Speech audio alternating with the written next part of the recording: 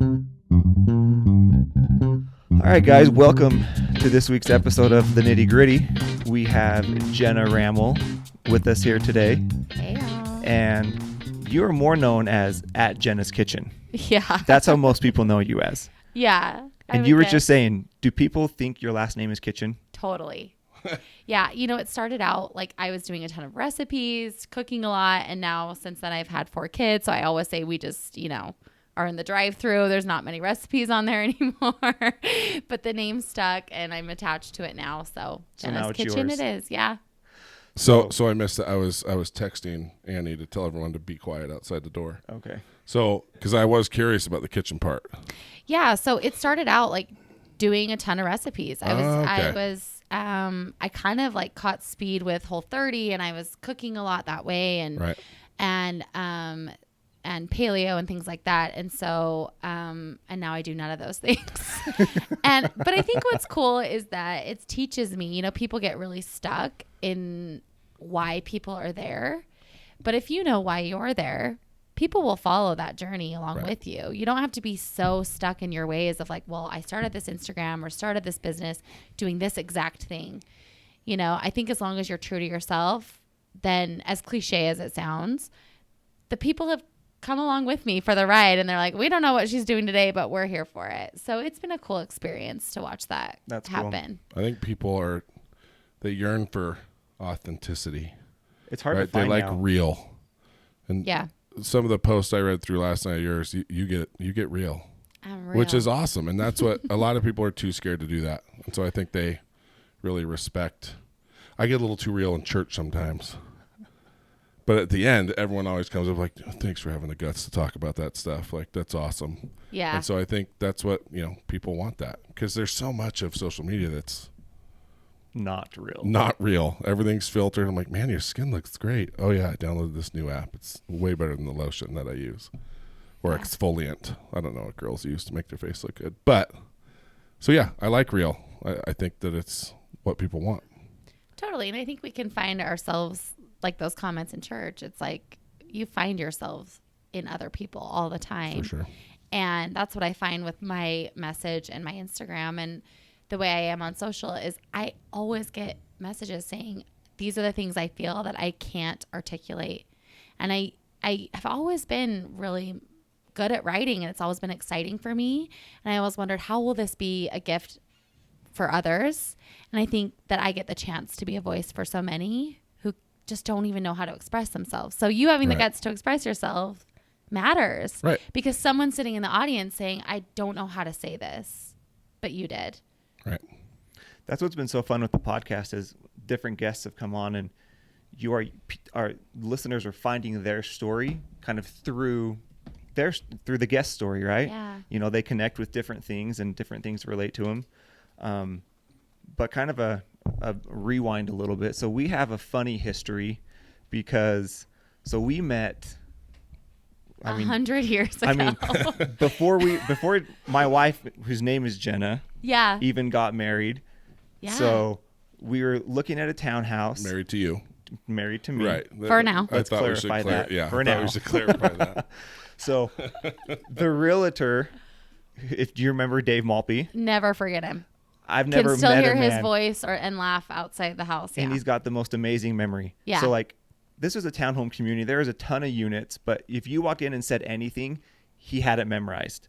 And so we were going in at the time I was still doing summer sales and we were going to buy it. I was going to go out for a summer and then we were going to come home, get married and move in.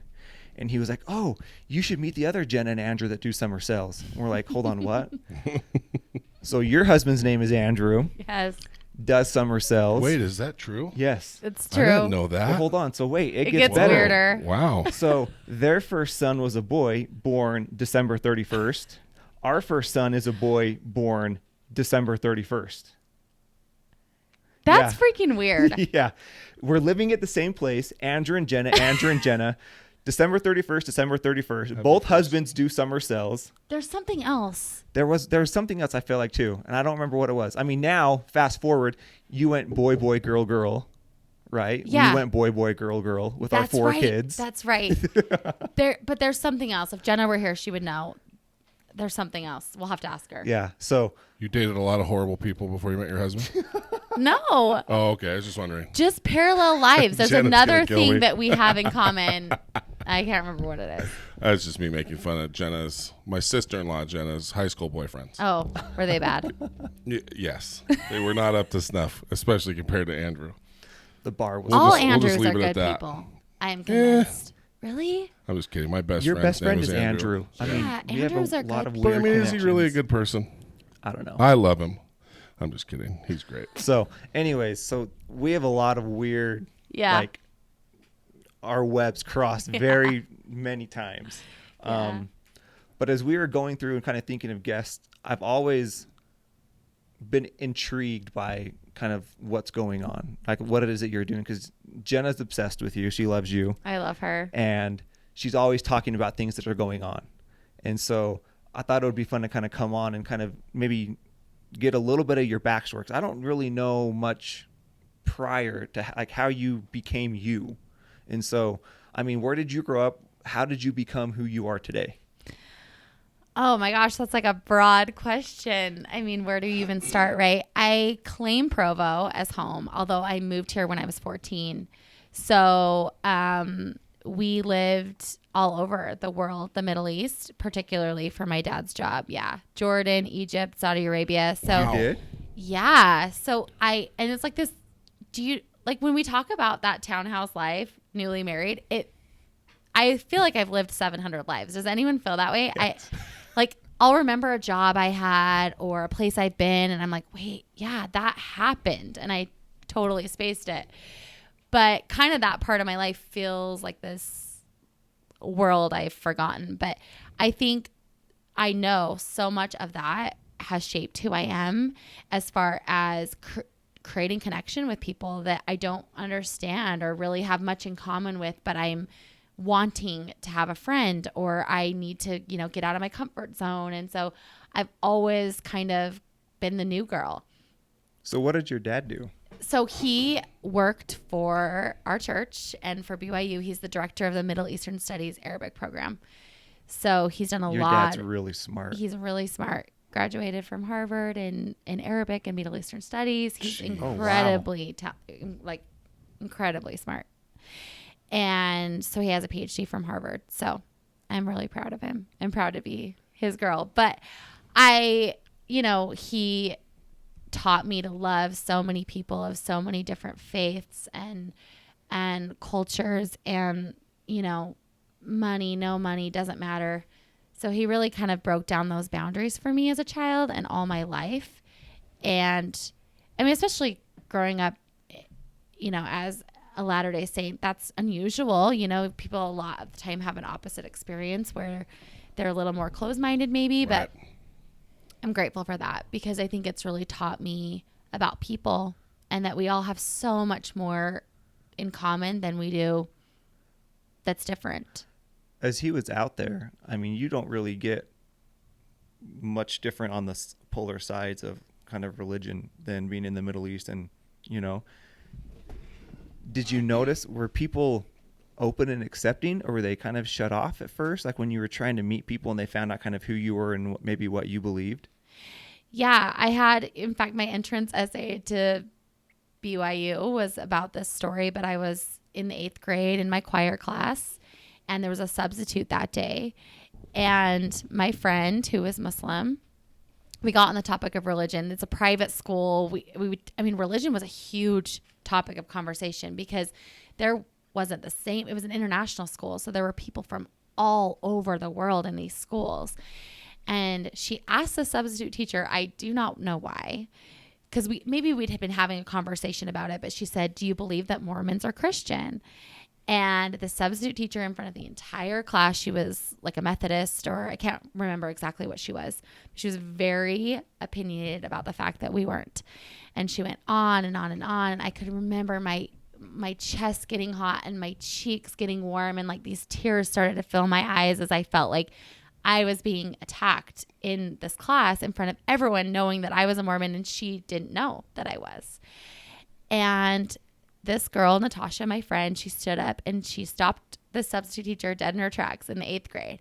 and said, my friend Jenna here is a Mormon and she is such a good person and I believe what she believes. And that was hugely impactful for me because she doesn't believe what I believe. She's Muslim and I'm Christian and I'm Mormon, but we were just working together based on the people we were, not the religion we were. So that was a really powerful experience for me as a kid. Is it something that you kind of think back on a lot? Oh, yeah. Yeah. Definitely shaped who I am because I don't see people for what they believe, but just how they show up. Right. How did your parents... I like that line a lot. How they show up. That's Yep. good. That's cool. How did your parents help teach you that?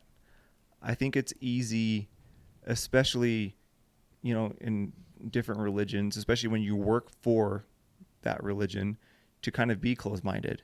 So how did your parents help you be open-minded to different things, to different beliefs? I mean, we always had people. My mom is like a collector of humans, and at Thanksgiving and at Christmas, we'd all be annoyed. Yeah, look what I found. Like we'd all be so annoyed. Like, who is this person at our Christmas dinner? But she just did that. She'd bring in, whether we were there, overseas or here, locally where we have tons of college students that can't afford to get home to their countries for Christmas, we would have them in our home and we would go to mosques and we would have these interfaith Sundays where we would visit the Assembly of God that was on our road growing up and we would go to these different religions. My dad was just never afraid to show us what there was for us because it's our decision to make. And he knew that and he wasn't afraid. And they weren't afraid to show us the world. They taught you to respect the differences in other people, right? As opposed to kind of being scared of the differences. Yeah. To be aware of them, respect them, and appreciate them, I would imagine. Yeah. So, I think we miss out on a lot of that here. Like, I grew up in Southern California. I think there was 3 Mormons in my junior high. Yeah. And it's just like, I never even thought twice about that until I moved here. Right. And it's just, so I think that it's a very beneficial experience to be able to, especially where you were. Yeah, I struggle with my kids with that. I'm like, Right. how do I give them these? Because we moved from California 2 years ago. And I'm like, how do I give them this experience that they've had in California and I had growing up, And I'll see someone with the hijab, the head covering, and I will run them down if I see them in Provo, Utah. I'll be like, you are beautiful. Where are you from? Like, I will be like, I crave just being able to get to know people who are different than us. Right. Very and it's here. If we look right. for it, it's here. Right. But it is harder. I think it has to be a real conscious effort. Sure. 100%. So as you're here and you kind of starting to get into married life and having to become an adult, and you started doing all sorts of stuff. Like Yeah. Jenna was telling me, she was like, yeah, like when she first met you, I think she would call you and get help on like graphic design. I think you designed like probably some of our kids' baby blessings Yep. or birthday cards or stuff like Totally. that. Like, how did you get into that? So Andrew was doing the summer sales and I had one baby and we lived on this 3rd floor apartment. I had no car, that The summer sales luxury life. And I was alone a lot. And I just started blogging. I just started talking about what we were doing. And then I wanted prettier pictures. So why did you start blogging? I'm always interested to hear like the people who started it when it wasn't like a thing. Right. Oh, I've been blogging forever.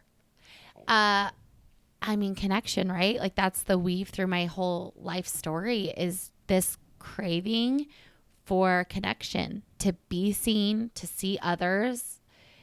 I've always been fascinated by that. And, I think it started out like the parents were not with us and this was our first baby. And so it was like, talking about all the milestones. So that's kind of how I started blogging. And then I thought, I just want prettier pictures. So I got a camera and I took an online course, which at the time online courses were rare and not a thing. And I taught myself photography and then I taught myself design because I wanted to figure out how to make my blog prettier. And I thought the standard way was just ugly. So I went to the school of YouTube, and I think that's just been something that I've done over and over and over again is say, I want to do something and I'll learn how. So the school of YouTube. Man, Yeah. you're giving me all sorts of new ways to describe things because Yeah. we always talk about you can learn anything on YouTube, but I've never heard it referred to as the school of YouTube. Yeah. Because I go to the school of YouTube all the time. Yeah. Oh, I could. Yeah. I gotta start writing The these things down. I've tried to learn on YouTube will go to my grave. So as you're making your blog pretty, at that point, was it just you wanted it to look better for you? Did you start to see Yeah. like business opportunity out of it? Totally. I just saw people being, really struggling with that and not figuring it out and saying, hey, can you make a header for me for my blog? Or can you make this prettier? And so I started my graphic design business, and I did logos and templates and cards and baby announcements. Again, this is like just 100 years ago, it feels to me. Yeah. And from then on, that really started my community, I think. Some people have followed me from that time. When you were making Oh cards. yeah, my oldest is 10, so he 11 on New Year's Eve. So, they've been around following my story for a really, really long time. So that's kind of how it started. And then, That was even like pre-real social media. oh, there was no Instagram. That wasn't around. Right. That wasn't a thing. We just found each other. It was so bizarre, the blog world, that back then it was just kind of like you knew about blogs. It was word of mouth. There's original bloggers from back then that I still follow that I don't know how I heard about them because we didn't have Instagram at the time, and Yeah. Facebook was kind of It wasn't what it is now. it. that's Did for no sure. people still didn't brand share the new. way they do. Yeah. So it's crazy. And that's why it's so funny when people are like, I don't have a following, so I don't have an influence. And I think that's so untrue. I think of all the things I've heard about that weren't online. For some reason, we think it's kind of our only modality for influence these days. That's So- true. That's a great point. Word of we mouth forget matters. about real life. Yeah. With the real Right. people behind the Right. The profiles. connection isn't just Right. that number, right? It's how many people you've talked to or, know about something that you do or Yeah. it's a good point. So when you were doing it, is it something that you just wanted to have, not like a side hustle, because a mom is a full-time deal, And so like, as you were doing it, as you were creating these businesses, what in you made you do that stuff as opposed to just kind Yeah. of being okay not doing it? I've always been super money driven. I love money. I think it's great.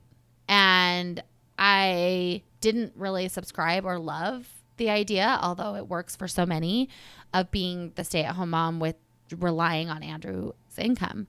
And with sales, it was just never reliable for us. Like, it was always up, down, sideways. It just never made sense. And for me, those were huge triggers for me. Not having access to my own money, not having a way to command that into my life for things I wanted. And so it started out just being like, I want to go to Target and have no one up, on my butt about it. That's all I want. That's what Susan Peterson said. She's like- like, I just wanted to go to Target Yeah. and buy whatever I wanted to buy. Just $100 and leave me alone about it, And so it started there. And I think it's, we talk about these whys and we talk about these purposes behind business. I think people, especially women, are really ashamed to say that it would be money. They think sure. it puts down their husband or their partner. They think it's worldly and not acceptable, but we need money to bless our lives and bless the lives of others. We just do.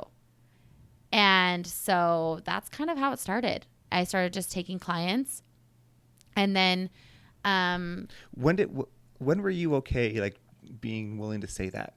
like last week. No, really, probably like in the last 2 years, I finally accepted. I think we all grew up with these money stories. What our parents believed about money, what our religions believed about money, what our cultures believe about money. And to break out of that requires a lot of work. I don't know. Do you guys have money stories? Oh, but tons of them, Yeah. for sure. Yeah. Yeah. Did you I don't grow up have with your mom enough. saying, I can't afford this over and over again? Always the question After was, they got divorced, yeah. like I still remember the first pair of Nikes I got 8th grade for basketball. Never forget it. I was a Payless shoes guy always growing up. And I remember when I got my first set of Nikes, then it's been downhill since then. The love of shoes began. Yeah. But I think we grow up with these patterns about money and what we believe, and they're so much more than the truth. In fact, they're not real. They're just stories. What helped you get there? About I would say 4 years ago, I started making more money than my husband. And that's when I had to face kind of what that meant, like in our marriage and our relationship, amongst our friends, our family, our culture. It's against the norm. I think it's normal for some. Or what is it? What? Mentally neuropathy. What is it? What's the word for normal? Neurotypical. Is That's the that ADHD. right? Okay. That's more talking about the ADHD Now brain I can't say compared to normal. It feels like not right, not politically correct. Anyway, the average, let's say. Right. Well, if you're not normal, you're not normal. And that's, No one's normal. Well, Correct. no one is normal. And that's the thing, like to call someone normal, Yeah. that means you're calling the other person not normal. So yeah, that's why I think that neurotypical thing came up. But yeah, side tangent. Sorry. It's great. It's Jenna's fault. It's my fault. No, I did. I sent us. You can edit that out, maybe. I don't know. We don't edit here. You don't edit. Great. Unless I say the F word, which hasn't happened yet. So we're good. So I think that I had to face kind of what that looked like and kind of the stigmas that it was breaking for both of us. Did he care? Did it bother him? I wish he was here to ask that, but I would say no. It didn't bother him. Did it bother you? Yeah. Yeah. Yeah. I think for a long time I tried to hide it. Like, I'm just a cute stay-at-home mom, like with this little side hustle, and like it's so precious, and I tried not to step in and own the fact that I was, making multiple six figures through my businesses. Right. I just was afraid of that and what that meant for me. And I think I always wanted a way to back out. And as I started to make more money and our, it was kind of like we began relying on this money, right? Because as you just make more money, you spend more. Sure. So More money, more problems. yeah. So I think I was kind of holding on with like just my grasp to, I could leave this if I wanted to. Like, do you know what I mean? Uh-huh. I needed that kind of open-endedness. And so You seem like you're very sensitive to other people's feelings. Yeah. Which is awesome. I think Yeah. that is a very, very amazing trait. But like if my wife made 3 times as much money as me, I'd just be like, this is awesome. I would be all about it. I would really want to ask him. I would say that too, but at the same time, I'm not going to lie. There would be a part of me be like, I got to do better.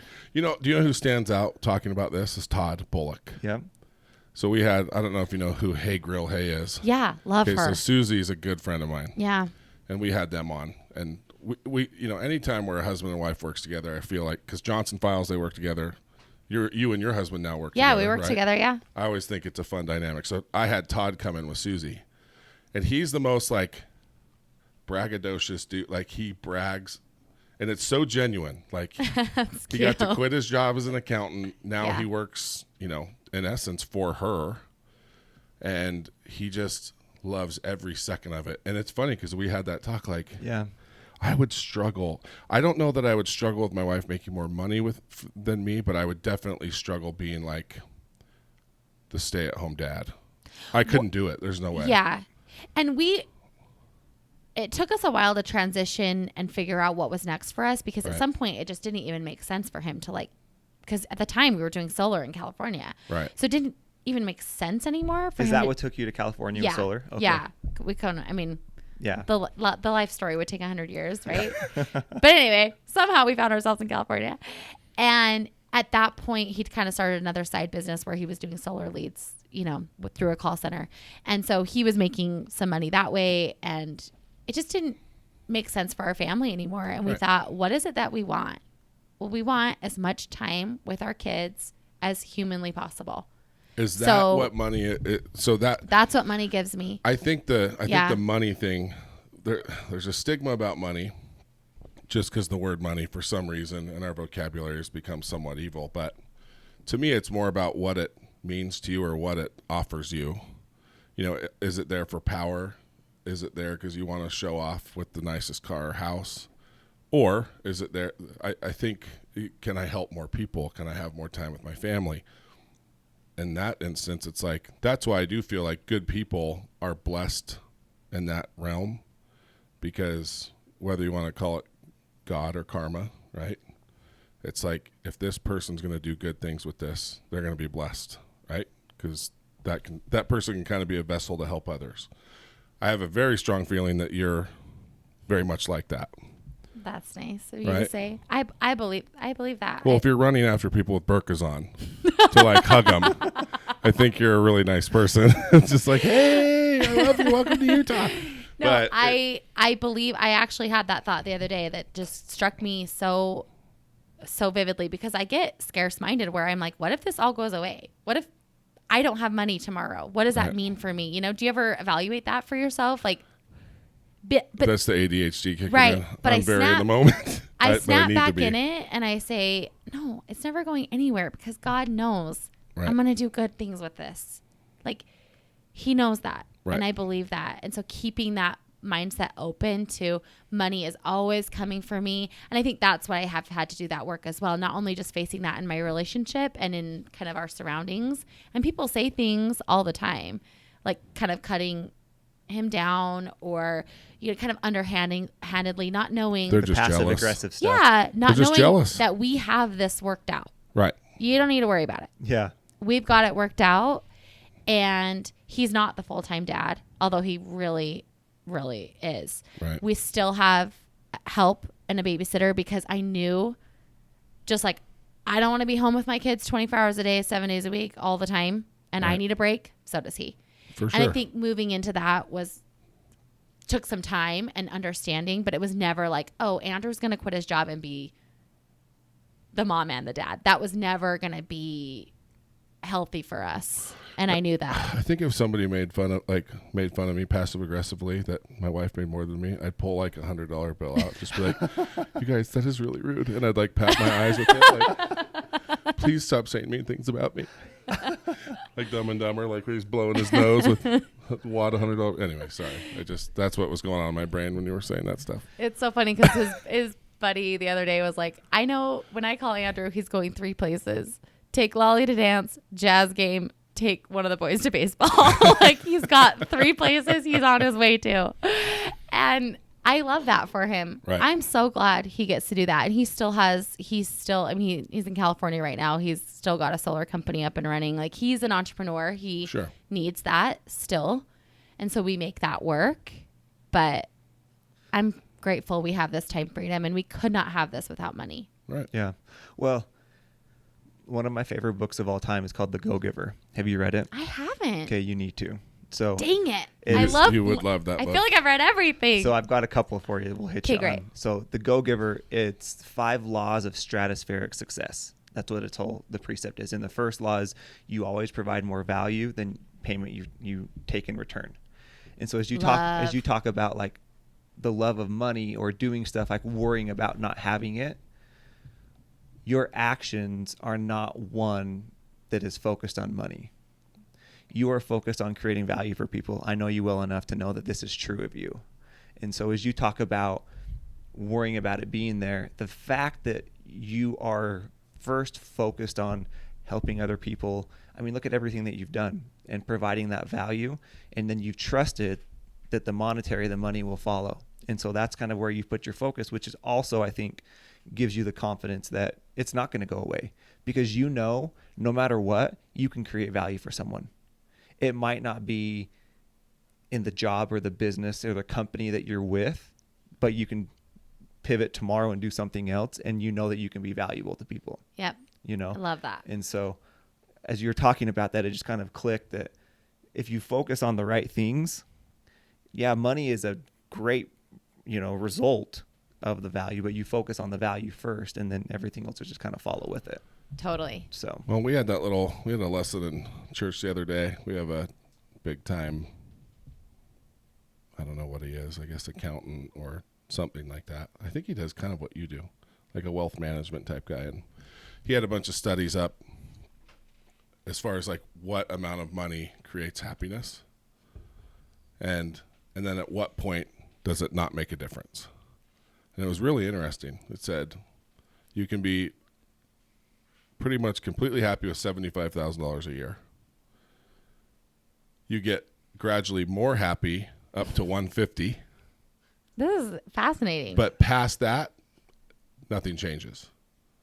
Right? So everything, the money itself, right?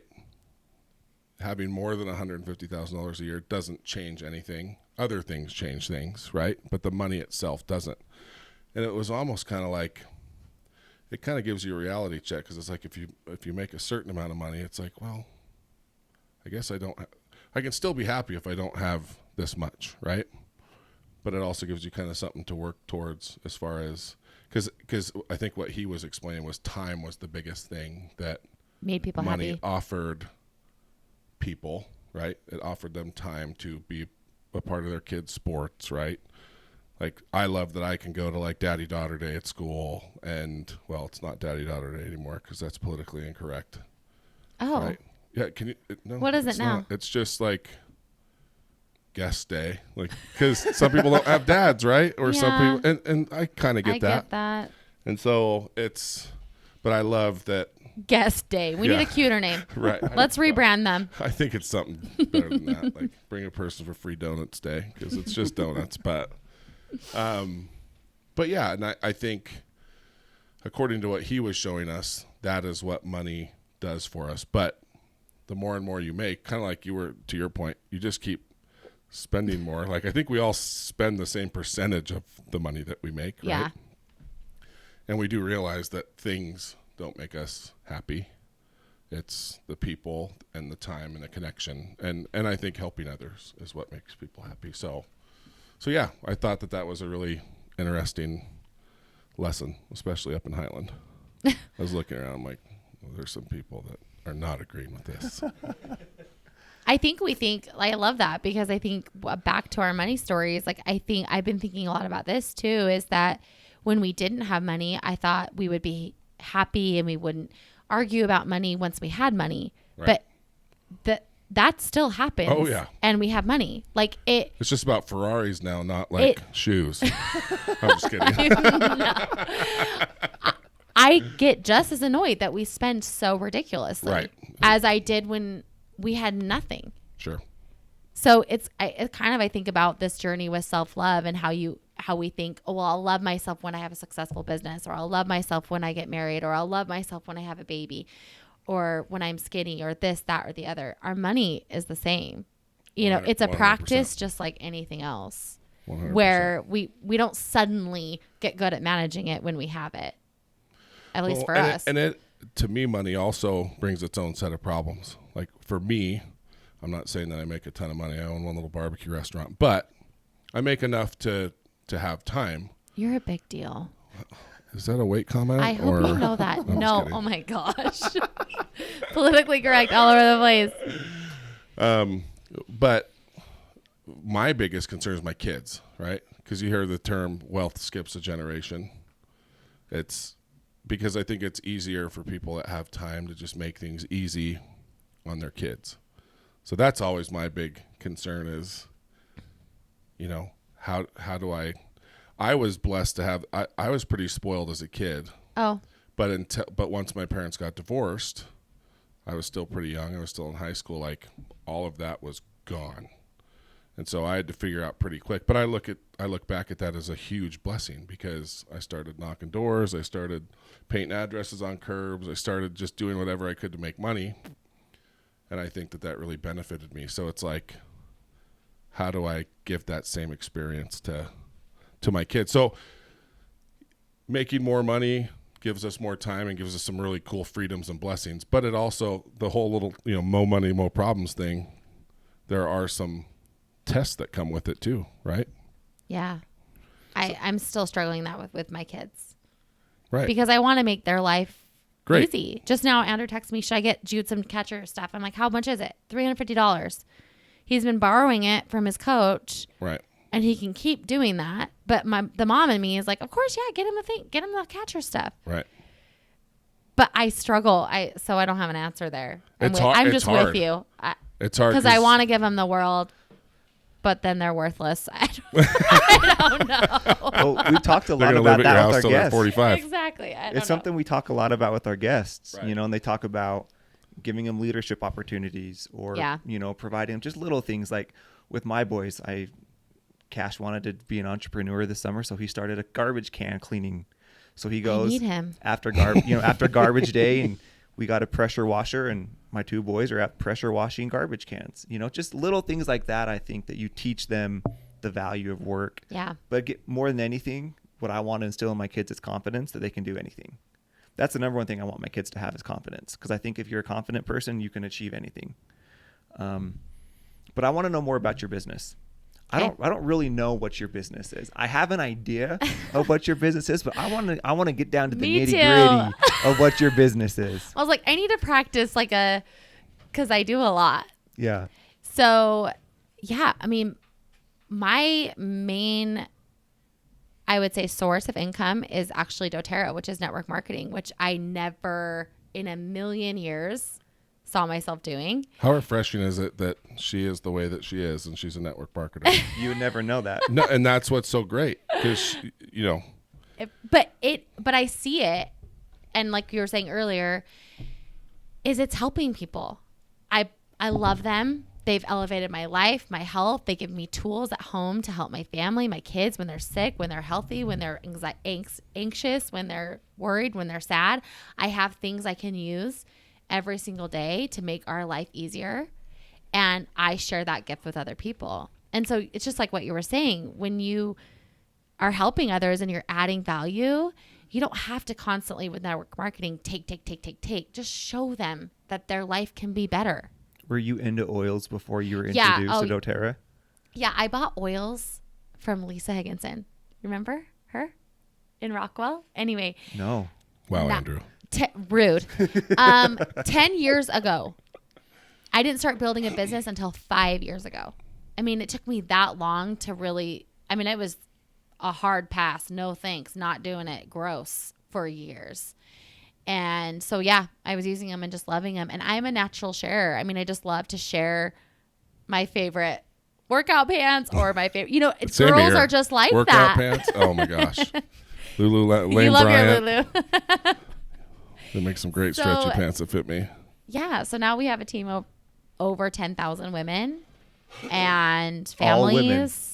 Basically all women. That's yeah. really sexist. Yeah. Did you do that? You can join. Did you do it intentionally? No, I think that's just who I attract. That's just the For sure. audience I attract. Yeah. Okay. Yeah. I mean, I'm sure there's men in there. Women just help each other out better than like They're Yeah. more natural sharers. We It's talked been- about it it- earlier with social media. it's been so fascinating because we've had a lot of women, in here like Susan and Susie and Rena. Kim and Rena, and it like they have their followings are so much more like loyal and loving. Mm-hmm. Like men were just like we puff our chest out. It's like, ugh, here's my followers. I mean, whatever, dude. Like I don't like him. Or you see another dude in a restaurant, like I could kick his ass. I know I could. But girls are just like, oh, she's so cute. I mean, girls can be a little bit, they can get the claws out once in a Oh, while. they've got But- claws. Don't be. But don't I be think when deceived. it comes to like, you building your business and seeing so many people attracted to it, I feel like men we don't do that for each other as much. Yeah. Which So is has sad. doTERRA, has that been your main focus then on the business side? Yeah. Yeah. I would say main focus, except Jenna's Kitchen is a close second. They really partner. And so with Jenna's Kitchen, I work with brands and I make money that way. So we have affiliate partnerships and different brands that we create content for. And so overall, I call myself a content creator. And that's how I make, our income, but it's really partnered with and married to doTERRA. So our team there. So I build and work with women who are trying to build a business as well. So a lot of mentorship, leadership, stuff like that. How did you get over the stigma of the network marketing thing, especially here? Oh yeah, it's so bad here. It's so bad here. And I think everyone should try it, right? Everyone. Like I've tried it. I tried it What'd back you in the try? day. What did I try? So I did We tried one when we were at Rockwell. not What'd you try? One of the juices. Really? Yeah. I didn't know that. What And was then it? Jenna's done. Jenna was the Rodan in Fields. Oh, did she like it? No. Okay. Why? She loved the product. She hated talking about it. Okay. Yeah, That- it's So now she's a puppy breeder. That's what I hear. now she's a dog pimp. Did you figure out what you sold or It wanted was to? what's the health side of New Skin? New Skin has their I don't know. other side. I have no idea. Anyways, it was that, and yeah, I mean, I think that the key to, I think network marketing in a lot of places in the world, it is like the premier way to do business. Like it's not looked at the way that it is here. Door-to-door sales is very similar. I did that for 9 years, and a lot of people are just like, "Oh, you're one of those guys," and it's like, yeah, I work 5 months a year. I make great money, and yeah, it sucks, but I learned a lot. I wouldn't be here if it wasn't for door-to-door sales, and so. You try knocking doors. It's not. Oh, it sucks. I think that's what gets convoluted, right? It's like seems like easy work, right? Because you only worked 5 months out of the year, but Right. you are busting your balls 12 Oh, hours a day in it's the hot crazy. sun, knocking and going into people's houses that are hoarders. And Orders Oh, is it's right. disgusting. I mean, the And story it's Xander hotter tells me inside of like than it is outside. just dog poop on the ground in the living room, and he's Seen like that a million stepping times. over it, and I'm like, these are people And they that pass credit, live in which this is like, world. what the crap? You pay your bills, but you don't pick up the dog poo in your house? Yeah. You got But- good credit. but no, you're Thank right. goodness. Sign here. And I think a lot of MLM's probably the same way. A lot of the bad stories you hear about it are Yeah. people that just couldn't cut it. They quit, they come home, and I they hate say saying that, like, but yeah. it's so dishonest, and I'm not knocking doors. It's against my religion. And they act But- like they're like morally above it. They just don't want to admit that they couldn't hack it, Uh-huh. right? And MLM is probably the same way, just like, oh, you're just taking advantage of people or whatever. I'm like, no, you're not. A lot of times, most of these network marketing companies make really great products. It's just a different way to distribute It's just a the different product. way. And we have no problem going to the gas station and getting a candy bar and giving the guy money and saying goodbye. Exactly But right. women in network marketing especially have such a problem. Like it's dishonest or bad for me to say, here is a product that I love. Now you should buy it. Right. And money is just energy. It's just an energy exchange. And so I'm giving you this gift of the oils that I know are going to change your life. I think loving your product is essential. I think Essential. people do That's what I was going to get say into too. network marketing not really liking it, just wanting the money. Too many people just want the money. That's hard to talk about. 100%. What if you didn't like barbecue? What if Yeah, I you wouldn't be actually here. hated it? Not a chance. But You it's know? very Or obvious. what if you I love didn't it. like money and you trying to teach people to manage theirs? It wouldn't even make sense. So I do think you have to start there.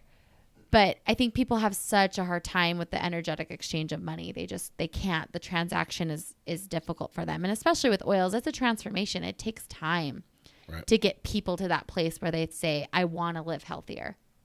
So how have you been so successful? I mean, 10,000 people, it's a pretty big organization. I mean, was it pretty fast? Did you start out slow and then something happened and kind of spiked, or has it just kind of been like a steady growth since you started? It's been steady growth. I think when I first started, I think you tap into that war market and it's kind of hot, and that's when people die off, is when it's not hot.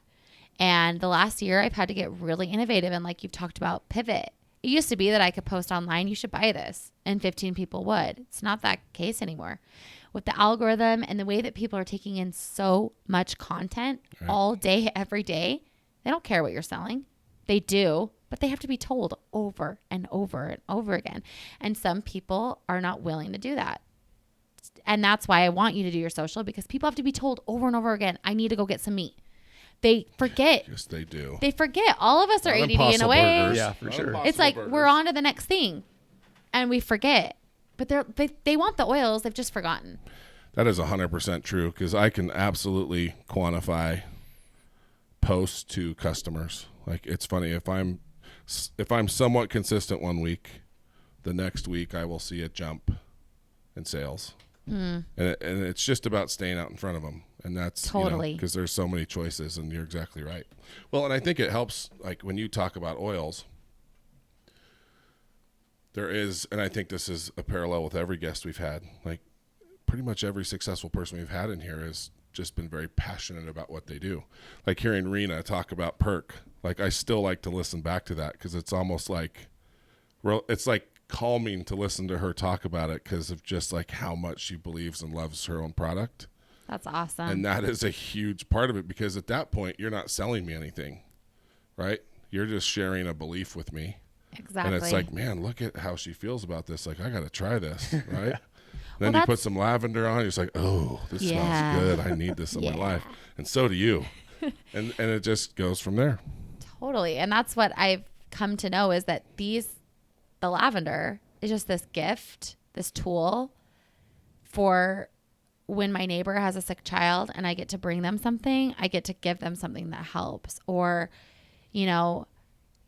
touch people. We don't touch people anymore. We're so afraid of this connection. And I think that it gives me a natural helper tools to help people and to help women change their own money story and to find financial success. And that text from a girl saying, I just bought my husband dinner, is like, fills me to the brim, because it's something they could have never dreamed of, is having their own $25.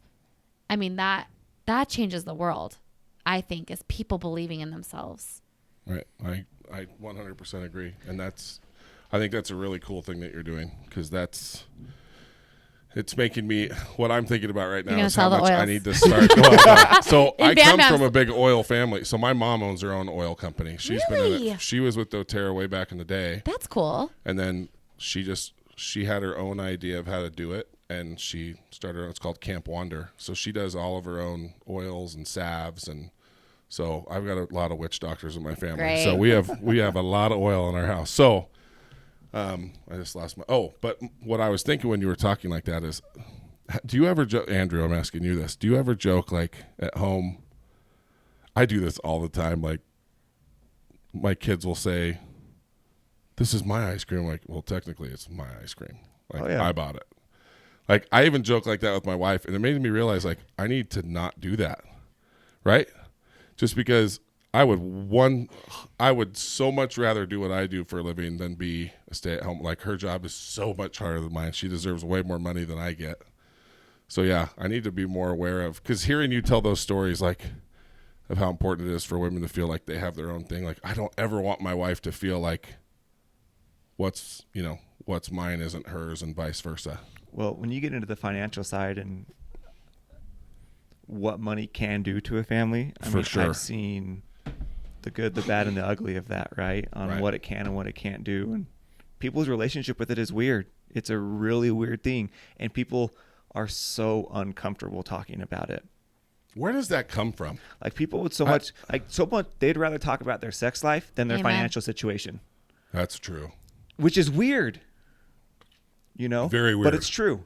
I would rather hear about your money situation than your sex life.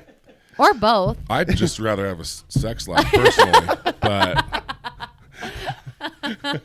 let's start there. That one might have to be edited. Start there. We'll see. This will be the test to see if my wife's really supporting our podcast or not. If she actually hears that part. Because if, like, one day I look over a week from now and she's just like,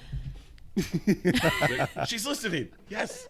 I don't know where that comes from. Childhood. Maybe. I don't. Culture, I don't know. It's weird. It is. People are super weird with that stuff. Well, I think it's getting better, because I think we're getting better. I agree. We're talking about it more, I feel. I think the conversation in general is over. Talked about it. Yeah. Right. Well, in my family, I'd make fun of my dad all the time. It was his money. I mean, he had his drawer of, like, his cereal, his cookies, his ice cream. It's like, you don't touch that stuff. Understand that. Let's look when my kids get, like, my expensive Enlightened, like, ice cream. I'm like, go freaking eat. Or, like, when my girl's, like, eating my, like, protein bars that are like $2 a pop, and they take one bite and throw in the garbage. I'm like, stop. Your good to go bars? Yes. Yeah, that's how I felt when like, my kids eat my good to go bars. I'm like, that's $2.50. Yeah. And you take one bite, and I'm like, well, that's better than the fruit snack you're going to eat, but you're going to waste it. Yeah, they don't appreciate it. How did you overcome, like, the stigma of, like, personally, like, and this might be a really ignorant question, so go ahead and call me out on it. But, like, when I think of the prototypical or the stereotypical MLMer, it's like, I call him that guy. Yeah. Who's, like, kind of in your face. Huh? It's like the Vivint guy. Yeah. Every industry, my industry has that guy, and I hate that guy, right? I've golfed with a few of those guys. Yes, you have. For sure you have. But like, how do you overcome not being that person? And like, as more importantly, as you're introducing the business opportunity to people, is that one of their biggest fears, or is that not anymore? Oh yeah, everyone's afraid of alienating their friends and family. I mean, we all have that aunt that just won't shut up about it. Yeah. So you treat people how you want to be treated. And how do you feel when you're around that guy or that girl? You feel pretty crappy and you're annoyed and it's gross. So what I always say is you're a product of the product, and it's so much more powerful to just show and share how it's changing your life than it is to sell someone on something. It's like you said earlier about adding value, is we do have to lead them to the sale, or they're just going to go buy it from, you know, a grocery store and not understand its quality or understand that you need continued education to use things like this. But in general, you're just sharing with them how it's changed your life and how, you know, how you're using it on a daily basis. But I think truly overcoming it is practicing over and over and over again and pushing through those limiting beliefs. I mean, I believe that network marketing is one of the strongest life schools you can ever attend, because I have to face myself every minute of every day, whether it's online while I'm selling something or in a relationship with, you know, my business partners and women who are building businesses and dealing with their limiting beliefs and understanding them and showing compassion for them. It is a work and a practice over and over and over again to overcome. And it's just not natural for me to be that person. So I've never really had struggled with being that way. Never worried about that necessarily. I mean, maybe I could worry about it, but I know I'm not that way. So. Yeah. Well, I think that's the other hard part about selling anything is, especially nowadays, I feel like we all kind of, like you were saying earlier, like we don't connect enough, right? Because, I mean, even if you really believe in the product, you still have to kind of come out of your comfort zone to make that sale, or even do a party, right? Or invite people over to show them, you know, show them what you've learned, what you love. But I think that it's important that, I think with you, I would never feel like I'm being sold something with you. Just the way that you carry yourself and the way that you talk about what you do. Hence the success. You just love it. And I just love it. I don't need sales tactics to want to buy something from someone like you, right? Or yeah. If you believe the way that you do about your product. And so I think that that's a huge part of it. And so yeah, Thanks. But that's a harder thing to do, especially for, you know, we'll say stay-at-home moms that aren't really out. You know, we're out in the world, right? We're selling every day, whether we think we are or not. You know, if I'm closing a catering deal, that's selling, right? I do that every day. So for me, it may not be as hard, but for my wife doing the mom thing, it's not natural to her. She's not doing that on a daily basis, and right. That's what's so funny is like this last year hired a full-time like brand manager assistant, and she's awesome. And one day she looked at me, she goes, okay, so these women don't know it's a sales organization. That's what's coming to, I'm understanding this as she's learning. She's like, everyone wants to sell the oils, but they don't want you to think they're selling the oils. And it's this, right. It's this dance that like no one can keep up. Right. And I think detaching yourself from the outcome, I'm going to show you about these oils and I'm going to share them with you because I love them and I wholeheartedly believe that your life will be better with them, whether you buy them or not. And that doesn't create, I'm not tying up all my value and all my self-worth and whether or not you said buy now. So when you're doing these, I don't know how you present it or how you started, you know, I always think of, girls always call them parties, right? But let's just say that you've invited some people over to share their product. How much of that conversation is you sharing the product and how much of it is you sharing the business side of it? I like break down my classes. Like I do 30 minutes of education, 10 minutes on how to buy, and 5 minutes on the business side. And that's, to me, that's perfect. And I mean, people need to be in and out of there, whatever the experience is, whether you're teaching online or teaching in person, they need to be in and out of there in an hour.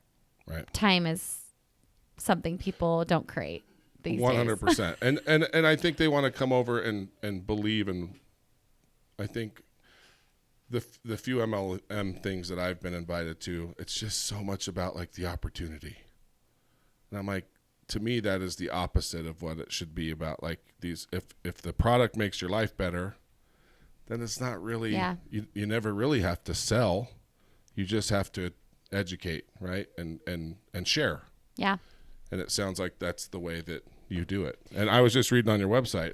I think I'm going to brag for you. Oh my gosh. Presidential Diamond. Yeah. I mean, that's the Tom Brady of Oh boy. of doTERRA like with rankings. It's the top. GOAT. It doesn't get higher, right? That's the highest. I mean, you can keep going if you're crazy, but right, but and that's the thing there's is no title no. above Presidential Diamond, No. right? There's nothing above the president. Right? I mean, you could do double presidential So- diamond if you're, insane. But And I people mean, do. It's Yeah, it's the top, technically, it's yes. the top. I mean, Yeah. that's a big deal. Yeah, thank you. So that's Thank you. That's very, very cool. So my wife Jenna, I could chat with you for a long time. Sorry, I know we're just going No, for this it, is awesome. guys. But in thinking of time, Jenna made a comment this morning because she's like, "Do you know this about her? Do you know this about her?" She's the best. I'm like, no, good. Oh, I love her. But she called you something. She called you a social media humanitarian. That's so sweet. You're gonna And- make me cry. The reason why is she brought up a couple things that I was aware of, but I want to talk to you about them because I know they're like near to your heart right now. Mhm. And one of them is the postpartum course that you just came out with. Yeah. And I think it's another one of those things that people are scared to talk about, as I squeak. And hopefully, well, how did you get there? Well, first off, tell people what it is. Yeah. So I mean, it's really heart work for me, which, when we lay out our year of, what we're creating content, it was high priority, low money.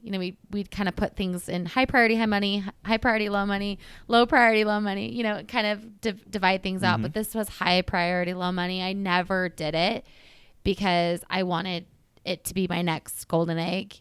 But I did it because I believe it will save a life. And after having 4 babies myself, my 4th turning 1 in a couple weeks, I've been journeying through this myself this year and learning how to rediscover myself. And just like women want to have ownership over things, they need so much more support than our culture is willing to give them after a baby. They've just done this miraculous, incredible thing, and it's not over. It's months and months and months of coming back to You're yourself. just getting started. Yeah. It gets worse after, Yeah. right? Like yeah. You did the pregnancy and then you did the year after and then just I mean, you're breastfeeding alone Yeah. is like, kill me now. I'd lay in bed just watching. I'm like, no thanks. that looks like torture. And the mental stuff and the emotional stuff, and we need to take better care of each other.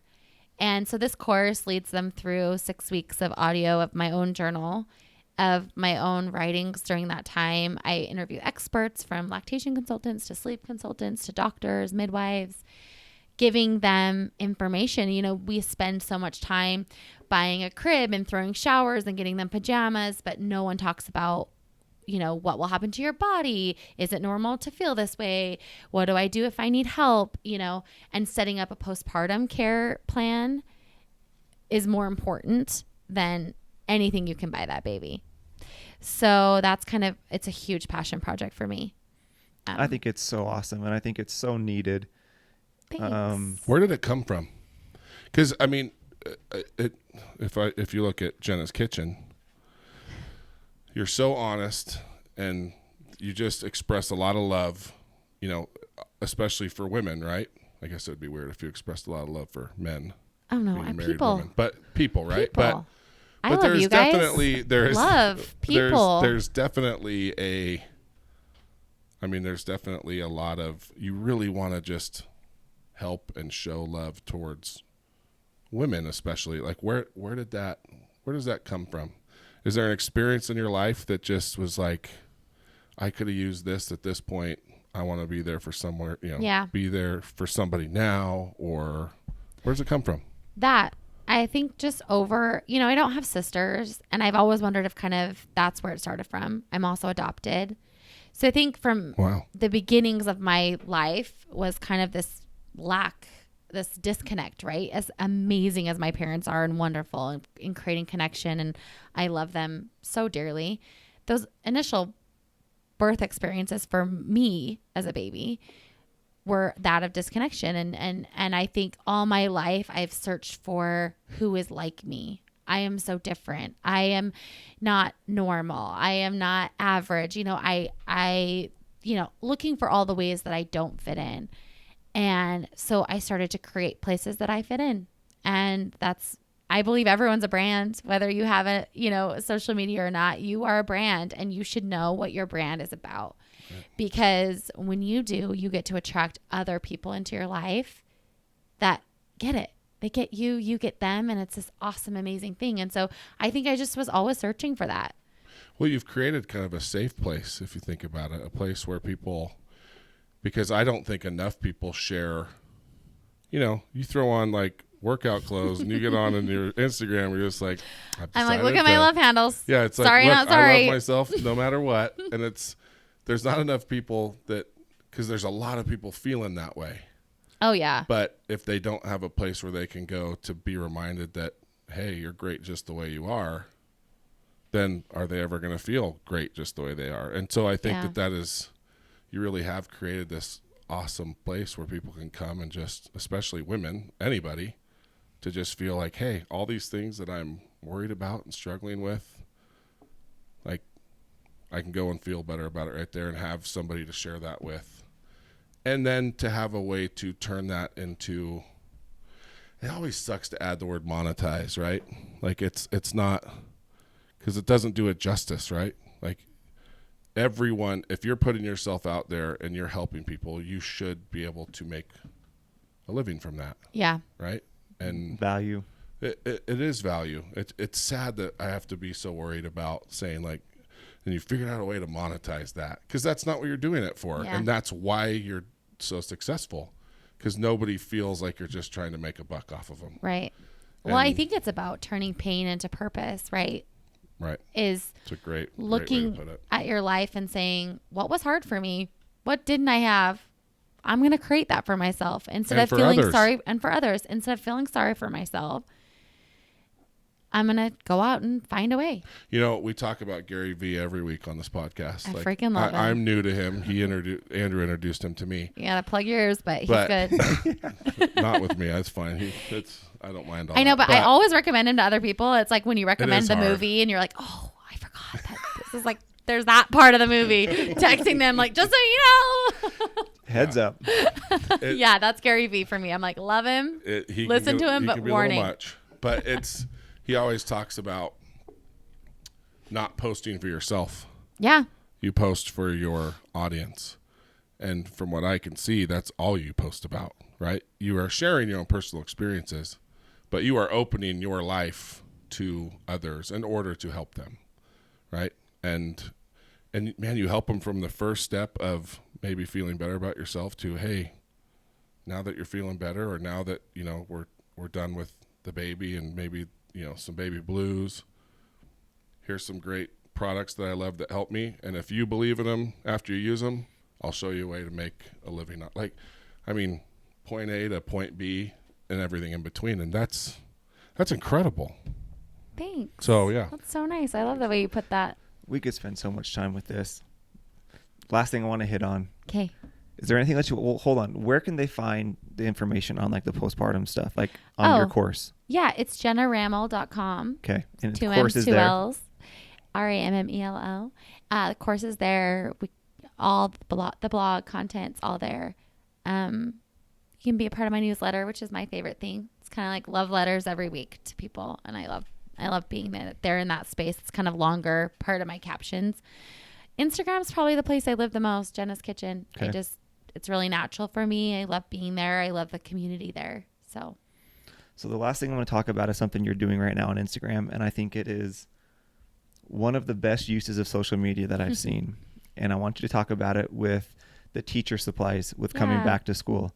I think it is. Wait, what is this? So awesome. Let's have her tell about it. Yeah, I haven't heard about this. Yeah, so I didn't make up the initiative. Yeah. I kind of saw it through a friend on Twitter, and I'm not on Twitter, but Why is no one on Twitter? I love Twitter. Okay, my husband's but you're a sports fan, right? So my husband's But like obsessive about Twitter. I guess that's kind of. I don't think it's a girl place. Twitter Maybe is where sports lives. yeah, Well, but maybe girls are there, but I don't think they're they not are. like Rena's not there, Perk's not there, Johnson Files aren't there. I'm just like, I would still think it's a good place to. Think about our Twitter. My Twitter is Jazz Twitter. Totally. Mine is That is hockey what That's what and Andrew gets all Bachelor his in Paradise. information. That's where it is for me. Bachelor in Paradise and sports. Yeah. Yeah. Well, yeah, and news. I get a lot of. I think Twitter is where you get quick information, but yeah, I just find it fascinating that all these social media behemoths aren't on Twitter. I know I'm not there. You cannot find me there. And I think that speaks to just going where your audience is too. Right, You right. know, That's like a good just point. don't waste your time if they're not there when my people aren't. So, but I did hear about this Clear the List initiative, and it was, Amazon's created a way to have teachers create their own supply list. And what a lot of people do not understand is that in these Title I schools, in these places where they don't have money, they don't have a ton of government funding. What's a Title I school? Sorry. It means that I'd have to look it up to be sure, but I think it's like 80% of the population are below poverty level. I believe is the statistic. I am probably wrong, but it's the majority of the school. They don't have money. Like they don't come from money. So like any kind of money. So creating a supply list of like books and crayons and like that's kids can't come up with that. like They're all the not stuff even that we had to take back to school yesterday. right. Exactly. Like I spent $200 at Target yesterday on back to school stuff. Like there are American families that cannot do that. Most so they're can't. so they're not like their kids aren't sent back with new clothing. A lot of the time these teachers are bringing food to their classroom out of their own money because these kids come to school hungry. This is in our country. And I mean, teachers are being paid $30,000, $40,000, maybe $50,000. So they're buying a lot of their own supplies for their classrooms out of their own money. And so Amazon created this way to make lists. And so teachers have been sharing these lists. And I just asked, hey, like I'd love to share a few people's lists. And I just started sharing them. And then I shared on my feed a way that other people could share. And it's been amazing. I mean, we've fulfilled so many teachers' lists. And Do you know how many? I was have curious. no idea. I have no idea. But I was stopped at the gym today by someone who said, you shared my sister's list and she got 200 packages. And her classroom's like not going to be the same. It's like amazing. And what's been the coolest part about it is I didn't even know about this stuff. Yeah.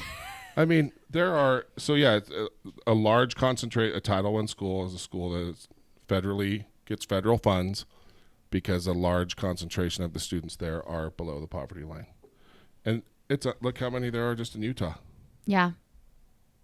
A lot of them have free that's 4 breakfast pages. programs that you can volunteer for because kids, that's why, and they feed them through the summer because that's the only hot meal that they get this is in our state. Right. And so, but what I think the coolest part about it has been, someone with 400 followers, just their friends will DM me and say, hey, can you share this list? And I was like, hey, can you share it? And watching them be brave and share it anyway, even though they feel they have no influence, and fulfilling this list, like it makes me emotional because we have so much power and so much more of a voice than we even understand. And so I feel like I get all this attention and all this like hoopla around my 100,000 followers or whatever it is these days. 150, but go ahead. I think it's like 130. But still, it doesn't matter if you aren't showing up in the things that you believe in. It doesn't matter. Well, and to your point earlier, it's not. We forget that social media isn't the only way to share. Yeah, but you can and women and people and men and whoever are fulfilling these lists with their friends and their family. It's texting your friends and saying, "Hey, I'm trying to fulfill this teacher's list because it's important to me. Will you make it important to you?"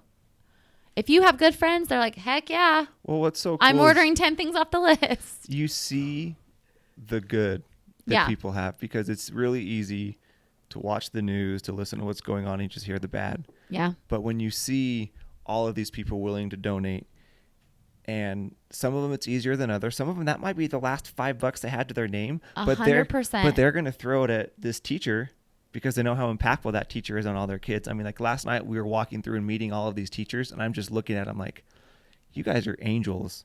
I mean, the fact that you're willing to sit here with all of these kids, but my kids couldn't wait to go back and visit all of their old teachers because They're they so impactful. love them. Yeah. And the fact that they are so underpaid and that we have to bring all of the supplies, we're happy to do it. But to your point, obviously it's not happening everywhere. Right. You know, and so people are good. Like people are just good. They need help reminding it. I love that you use your platform to give people the chance to be good, right? You're just inviting people to be good. And I love that that's kind of how you have been able to use what you've built. It's like, thanks. It's really important to me. It's, it's funny because it's not funny, but 2 weeks ago when the shootings happened is when I started this. Like, I was so hopeless and crying, and I was like, how can I send my kids to school next week? And there's no hope for our country, and they're going to get shot just being alive. That's what their fate is. And I just felt so much despair over that. And it goes back to what I was saying is turning pain into purpose. And I said, I can get online and I can get political about this, and I can get crazy, and I can create all this tension in a Facebook comment pod, or I can freaking go out and make a difference and do something. And that's what I'm choosing to do instead. See, and that's the sad part is, but the first thing that you said, that's what they want. Like, that's what the news wants. It's like they want us all to just get up in arms and get pissed and be divided. Yep. And what you just said is so spot on. It's like when you see pain to purpose is, I want to put that like on my wall. Because, I've always said our trials are our greatest blessings, And in a sense, that's exactly what pain to purpose is. But it's like when you see something bad happen, just go out and change the script. Flip the script. Or do something do about something it. good. Like take action. And, the better the schools are, the more that's just going to... That's our future right there, these kids. That will eliminate a lot of the problems that we're seeing. Well, and to your point, like, don't worry about your followers, right? Everyone has their thing. My favorite poem is the one with the kid throwing the starfish back in the ocean. Yeah. And it's like some guy comes up like, do you know how many of those there are? You're never going to get to all of them. He's like, nope, but I got to that one. Made a difference. Right. And so we can do that. Well, there's so many of us. Like, I didn't even know about Clear the List. Because that... Okay, will you clear a list if I send you a link? Done. 100%. Really? I'm the guy that buys like 10 books at the book fair that will you the share teacher it on Bam has Bam? on the list. Yes. You'll share it? Of course I okay, will. Awesome. I need stuff to share anyway because I suck at Awesome. social Okay, media. I'm going to send you it today. I'm so excited. And I'll share it on Twitter. I'll Oh my show gosh. you proof that Twitter is Tweet somewhat that. worthwhile. But yeah, and I think it's important to give people ways to help, even if it's small.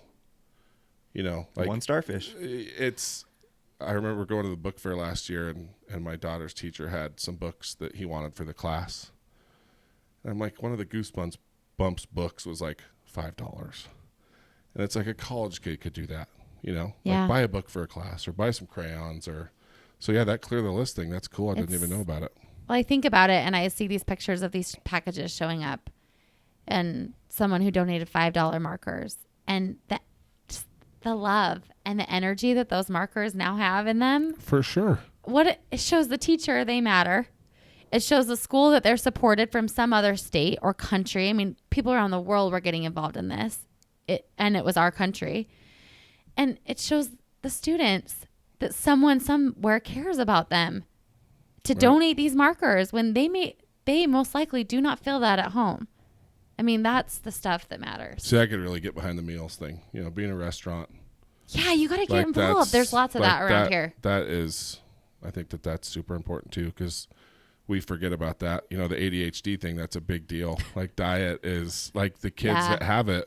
Yeah, if they don't get the right meals. stuff, yeah. it affects them more than the neurotypical brain kids, right? See how I'm using that word now? There you go. That's right. Not the normal kids. Normal kids are boring.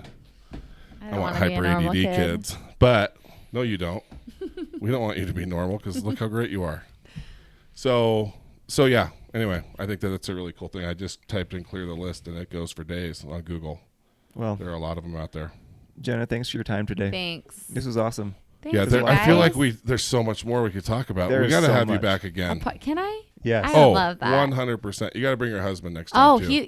he's awesome. Like it would just. He would be honored to be here. It'd be really cool. It'd be fun.